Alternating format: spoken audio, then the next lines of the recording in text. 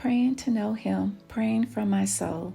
A living testimony of courage and faith is about one woman's journey of living behind the mask while walking into her purpose.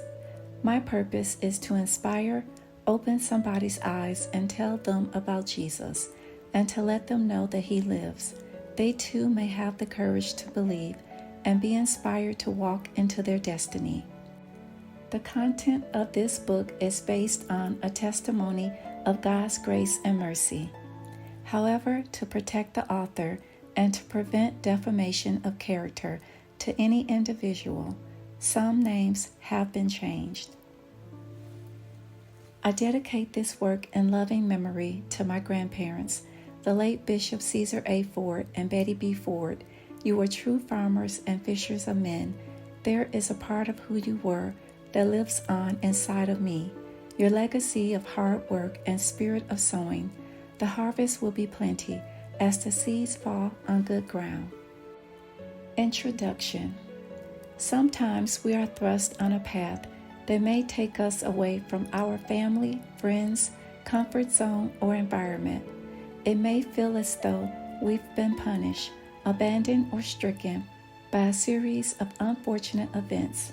But when God is behind the scenes, there is a divine work that He is preparing us for. When we find ourselves in desperate situations or in trouble, where else is there to turn for refuge from the madness that we face? Our ultimate help is to call on God. He is faithful and sincere about those who call upon Him.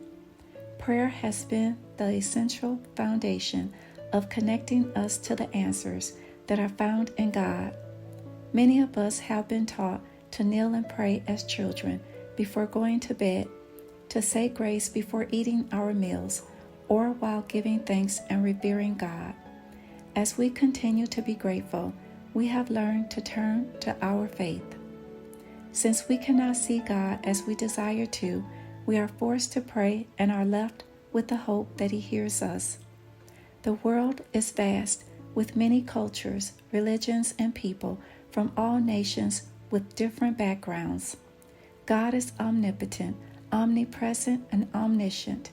We are made in the image of God, and He desires for us to love and worship Him. He is the source that provides to us the fundamentals to live and to use our God-given abilities and free will to carry out our life's assignments. However, the mission is critical, but prayer is the ultimate tool and resource for communicating and receiving the instructions that one needs to succeed. It would be very difficult to prepare for war and expect to win the battle without knowledge, proper training, and the tools to fight. When we enter war, we cannot see everything that the enemy is doing, what devices are being utilized, and how many soldiers are fighting against us. Therefore, we must turn to prayer and consult with God in order to get the victory. It does not matter how much information that we may think or feel we know, because there are forces of good and evil going to battle in the spirit realm along with us. As we learn to hold on to our hope and faith, there is a reason why change is inevitable. God is putting together all of the pieces to the puzzle in our lives. He is the master potter, and we are the jars of clay. As He continues to form us into His masterpiece, our souls are being purged of the old things while He is bringing us forth as pure gold to offer us an abundant life in knowing Him. When we worship and confess our faith in God, His presence draws near to our hearts.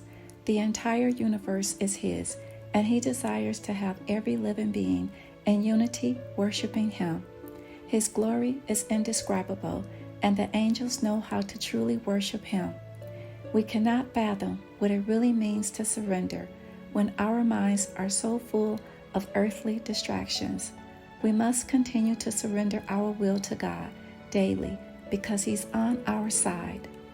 As we bow down to pray, let us come boldly to the throne of grace and make it personal, and let our praise be heard for every petition, victory, favor, blessing, suffering, and cry that touches heaven.